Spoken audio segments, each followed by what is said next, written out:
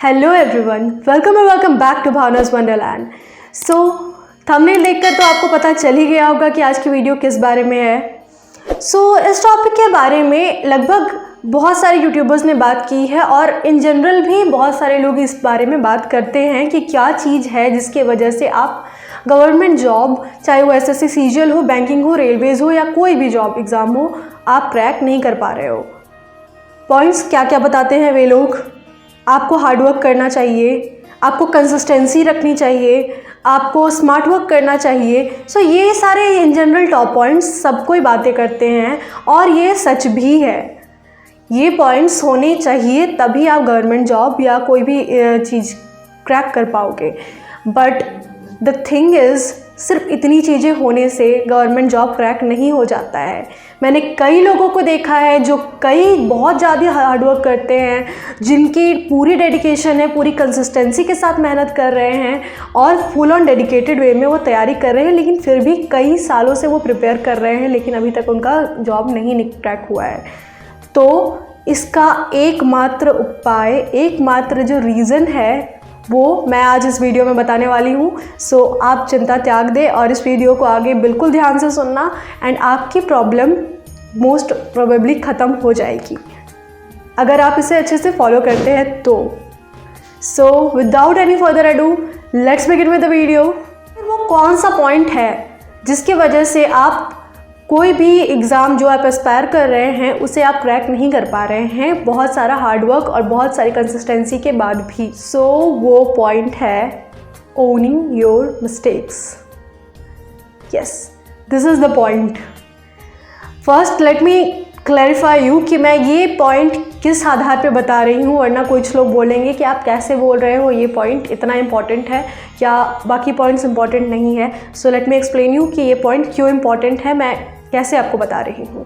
सबसे पहली बात, मैं अपने खुद के एक्सपीरियंस से बता रही हूँ। मैंने अपनी पूरी प्रिपरेशन में इस चीज़ को सबसे ज़्यादा मैंने देखा है कि ये चीज़ सबसे ज़्यादा इम्पोर्टेंस रखती है। सेकंड, मेरे आसपास के जितने भी लोग हैं उन लोगों को देखकर मैं बता रही हूँ। मैंने बहुत लोगों को गाइड किया है, बहुत लोगों के साथ मैंने प्रिपरेशन की है और मैंने जितने लोगों को भी देखा है अभी तक, ये अगर कोई भी किसी कोई भी एग्ज़ाम क्लियर नहीं हो पा रहा था और कोई प्रॉब्लम आ रही थी, दिस वाज द प्रॉब्लम, जो कि बहुत सारा हार्डवर्क और कंसिस्टेंसी के बाद भी नहीं हो पा रहा था। तो यही एक प्रॉब्लम थी जिसके वजह से नहीं हो पा रहा था। अब एक्सप्लेन करती हूँ मैं आप लोगों को कि आखिर ओनिंग योर मिस्टेक्स है क्या। आप लोगों को एक स्टोरी के द्वारा बताती हूँ।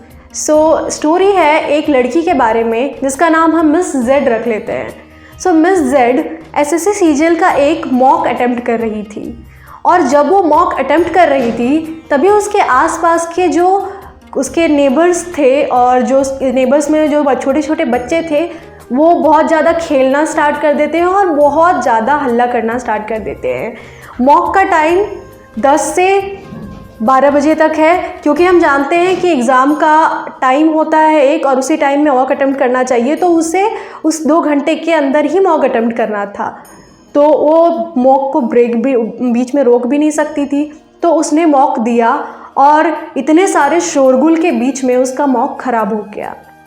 जब उसने मॉक एंड किया तो मार्क्स बिल्कुल एवरेज के पास आ चुके थे। जब जितने मार्क्स उसके कभी आते नहीं थे उतने उसके आ गए और उसे ये एक ग्रुप में भेजना था इसका स्क्रीनशॉट, तो उसने उस ग्रुप में भेजा और रीज़न उसके साथ में बिल्कुल लंबा सा रीज़न लिखा उसने कि सर ये इस रीज़न से मेरे आसपास के बच्चे बहुत हल्ला कर रहे हैं, इस वजह से मेरे ये मार्क्स बहुत ख़राब हो गए, तो ये मेरी गलती नहीं है, ये मेरे बच्चों के वजह से इन लोगों ने इतना शोरगुल किया, इसकी वजह से ये मेरे मार्क्स ख़राब हो गए।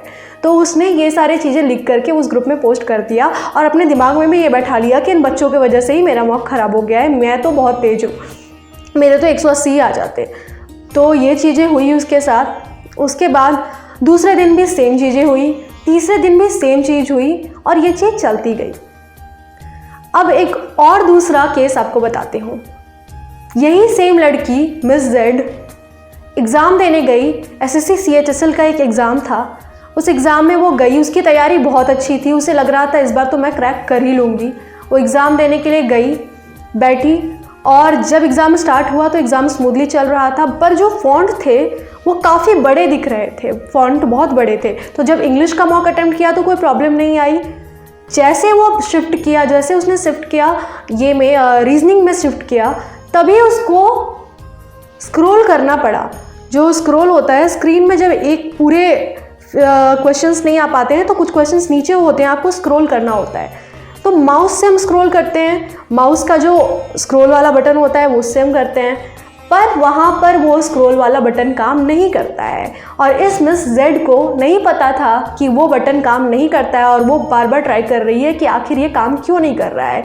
आसपास कोई था भी नहीं जो उसे बता पाए, क्योंकि कोई वहाँ पे खड़े भी नहीं थे। तो उसने ट्राई किया, उसे लगा ये ख़राब है, और वो बिल्कुल पैनिक कर गई।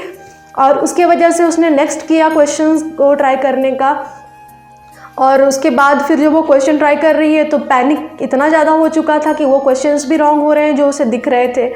तो ऐसे ही होता गया। कुछ देर के बाद उसने जब वहाँ के जो इन्विजिलेटर्स थे उसने पूछा कि सर ये क्या हो रहा है, क्यों प्रॉब्लम हो रही है। तब उन्होंने कहा कि ये बटन काम नहीं करता है, आपको स्क्रॉल करना पड़ेगा।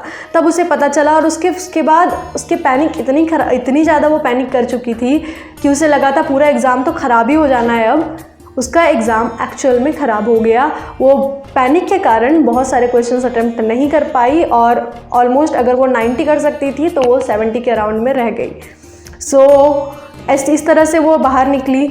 बाहर उसने अपने उसके फ्रेंड्स खड़े थे, तो उसने बताया कि मेरा ऐसे माउस का स्क्रॉल काम नहीं कर रहा था, इसके वजह से मेरा एग्ज़ाम ख़राब हो गया। उसने अपने टीचर को भी बताया कि सर मेरा इसके वजह से एग्ज़ाम ख़राब हो चुका है, वरना मैं तो ज़्यादा अटेम्प्ट करके आती।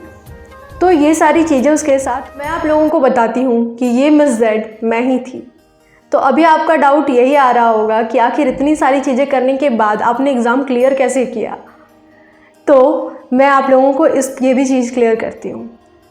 जो चीज़ें हुई, जैसे मैंने मॉक दिया, मॉक के बाद मैंने अपनी सारी गलती को बिल्कुल अपने आसपास के बच्चों के ऊपर थोप दिया था कि इनके वजह से ही मेरा नहीं हो पा रहा है। लेकिन जब ये 2 से 3 दिन लगातार ये चीज़ें हुई, तो मेरी एक अच्छी आदत ये है, तभी मेरे पास आप लोगों के जैसा ऐसा कोई नहीं था जो बताए कि अपनी मिस्टेक्स ओन करने के कारण से आप अपनी प्रॉब्लम से पार हो सकते हो। मेरे पास ऐसा कोई नहीं था जो मुझे ये चीज़ बताए। अगर उस टाइम मुझे किसी ने बता दिया होता तो मुझे इतना टेंशन नहीं होता, लेकिन मुझे तभी उस टाइम कोई नहीं था। लेकिन मेरी एक जो क्वालिटी है उसने मुझे बचा लिया, और उसने मुझे हमेशा बचाया है, दैट इज़ इंट्रोस्पेक्शन। कुछ भी प्रॉब्लम्स जब मेरे लाइफ में अराइज़ होती है तो मैं बैठती हूँ, और बैठकर थोड़ी देर के लिए चिंतन करती हूँ कि आखिर ये इतनी सारी गड़बड़ हो कैसे रही है। क्या ये दूसरे की प्रॉब्लम है या मेरी खुद की प्रॉब्लम है, और मैं कैसे उसे करेक्ट कर सकती हूँ। क्योंकि अगर एक प्रॉब्लम हो रही है, बच्चे शोरगुल कर रहे हैं, मैंने उन्हें जाकर मना भी किया पर वो नहीं मान रहे हैं, तो मैं कुछ नहीं कर सकती। बच्चों को खेलने से मैं कैसे रोक सकती हूँ। मैं अब अपने एंड से क्या कर सकती हूँ वो मैंने ट्राई किया। तो मैंने घर का एक कोना निकाला जहाँ पे आवाज़ बहुत कम आती थी, आवाज़ फिर भी आती थी लेकिन बहुत कम आती थी। मैं उस कोने पर जाकर मैंने मॉक देना स्टार्ट किया, क्योंकि 10 से 12 ही मॉक देना था मुझे, और 3 से 4 इंग्लिश का, ये मेंस के टाइम की बात कर रही हूँ मैं। 10 से 12 और 3 से 4 हमारा एग्ज़ाम होता था। उसी टाइम हमें 3 से 5 हमारा एग्ज़ाम होता था, तो इसी टाइम मुझे मॉक देना था। तो मैं छत पर जा कर के अपना मॉक देना स्टार्ट किया मैंने। तो इस तरह से मैंने उस प्रॉब्लम का सॉल्यूशन निकाला। अब आई दूसरी प्रॉब्लम की बारी, CHSL वाला। CHSL का प्रॉब्लम हुआ, उसके बाद मैं बिल्कुल टूट चुकी थी। मुझे ऐसा लगा था कि अब क्या ही हो रहा है मेरे साथ। मुझे अपने ऊपर भी गिल्ट हो रहा था, और सब कुछ मतलब मुझे लग रहा था कि मुझसे होगा ही नहीं, मेरे साथ कुछ ना कुछ प्रॉब्लम हो ही जाता है। लेकिन फिर मैं घर पर आकर मैंने बैठकर मैं थोड़ी देर के लिए सोच रही थी कि आखिर ये सारी प्रॉब्लम हो रही है, एग्ज़ाम का स्क्रीन काम नहीं किया, माउस काम नहीं किया, दूसरे की प्रॉब्लम है, मैं कैसे उस सिचुएशन में पैनिक कर गई। मुझे तो पैनिक नहीं करना चाहिए था, मुझे तो बिल्कुल शांति से क्वेश्चंस को अटेम्प्ट करना चाहिए था। ये तो मेरे हाथ में था। जो एक क्वेश्चन बड़ा था, कम 2 से 4 क्वेश्चन ही ऐसे होंगे जो कि एक स्क्रीन में फिट नहीं हो पा रहे थे, तो 2 से 4 क्वेश्चंस छूट जाते, क्या ये होता 96 अटेम्प्ट होता। मैं बाकी क्वेश्चंस को क्यों अटेम्प्ट नहीं कर पाई पैनिक की वजह से, क्योंकि बार बार गलतियां हो रही थी। तो मैंने ये चीज़ अपने ऊपर अपने ऊपर मैंने इंट्रोस्पेक्शन किया और मैंने ये चीज़ फाइंड आउट की कि अगर मैं उस समय शांत रह जाती तो मैं इस प्रॉब्लम से बाहर निकल पाती, ये प्रॉब्लम मेरे साथ नहीं होती और इतना ज़्यादा एग्ज़ाम ख़राब नहीं हो पाता मेरा। तो मैंने ये इंट्रोस्पेक्शन किया और आखिर इसका रिज़ल्ट धीरे धीरे करके फिर मैंने इम्प्रूव किया ये चीज़ को।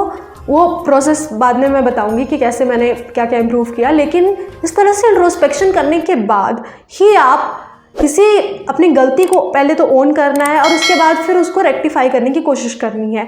तो अगर आप अपनी गलती को ओन ही नहीं करोगे तो फिर आप उस गलती को रेक्टिफाई कैसे करोगे? सो ये चीज़ बहुत इंपॉर्टेंट है माय डियर फ्रेंड्स, अपनी गलती को ओन करना। सो आज का पॉइंट यही था कि अगर आपकी लाइफ में कोई भी प्रॉब्लम आ रही है, चाहे वो अभी हम गवर्नमेंट एग्ज़ाम के बारे में बात कर रहे हैं, अगर गवर्नमेंट एग्ज़ाम के प्रिपरेशन में आपके कोई भी हर्डल आ रहे हैं, चाहे वो दूसरों के वजह से भी क्यों ना आ रही हो, पर उसमें हमेशा आपका एक रोल होता है। तो आप उस पर ध्यान दीजिए कि आप कैसे अपना रोल निभा सकते थे उस सिचुएशन में, ना कि दूसरे ने कैसे वो सिचुएशन ख़राब कर दी।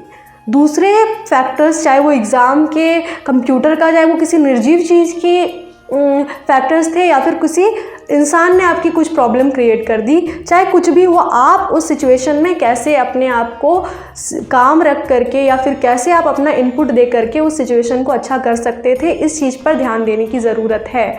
अगर मॉक में पैनिक हो रहा है, एग्ज़ाम में स्क्रीन बंद हो गई, ठीक है, टाइम एक्स्ट्रा मिलता है आपको जब टाइम मिलेगा उस समय आपको काम हो करके अपना मॉक एग्ज़ाम अटेम्प्ट करना पड़ेगा, क्योंकि आपको जॉब लेनी है।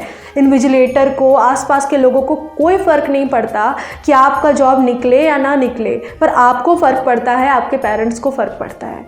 तो आपको ये ध्यान देना पड़ेगा कि आपको किस तरह से आप उस सिचुएशन में अपने आप को काम रख करके किस तरह से आप अपना बेस्ट परफॉर्मेंस दे सकते हैं। तो ये तभी होगा जब आप अपनी गलतियां एक्सेप्ट करेंगे। एक बार गलती हो गई, ठीक है, कोई बात नहीं, एक अटेम्प्ट इंसान का हो सकता है, एक अटेम्प्ट ख़राब गया, पता करो वो अटेम्प्ट क्यों ख़राब गया। दूसरे के ऊपर एक दोष मत दो कि उसके वजह से ख़राब हुआ, इसके वजह से ख़राब हुआ, मेरे घर में शांति नहीं है, मेरे इधर ये नहीं है, उधर नहीं है, किसी के ऊपर दोष मत दो।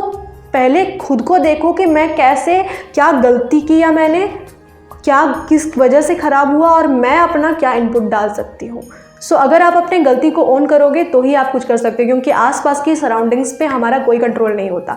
अगर किसी चीज़ पे कंट्रोल होता है तो वो हमारा खुद पर है। अपने ऊपर जब आप कंट्रोल कर सकते हो तो आप अपने आप को सुधारो, दूसरों से आपको कोई मतलब नहीं है, कोई किसी को आप नहीं सुधार सकते। आप खुद को सुधारो और उसके बाद अपनी गलती को सुधार करके आप अपने एग्ज़ाम को क्रैक ज़रूर कर पाओगे, अगर आपने ये पॉइंट को अपने लाइफ में इनकॉर्पोरेट कर लिया।